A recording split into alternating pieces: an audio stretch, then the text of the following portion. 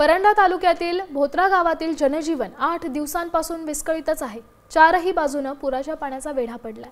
गावातून बाहेर पडणंही कठीण झालंय। कोणताही प्रशासकीय अधिकारी किंवा नेते गावात अद्याप आलेच नसल्याचा गावकऱ्यांचा आरोप आहे।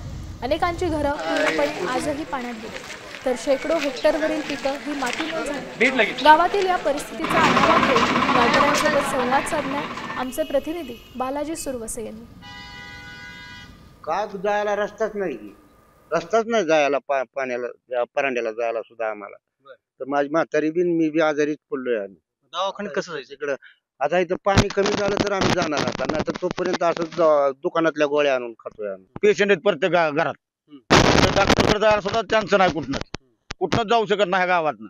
असं कुंडीत टाकले झाले आम्हाला बोत्र्या गावाला। रात्रीच्या लोक दर लेकर राडते ती सारखी, कसं करायचं, कुठं जायचं, काय करायचं, भीतीच वातावरण निर्माण झालं। पूर्ण कॅनेलचं पाणी सोडते दरवर्षी शेतकऱ्याच्या शेतामध्ये कॅनेल फुटतोय आणि पूर्ण रस्ता वाहून जातोय। निवेदन दिलं तेवढ्या पुरतं म्हणतात आम्ही दुरुस्ती करतो, दुरुस्ती काही करत नाही ती।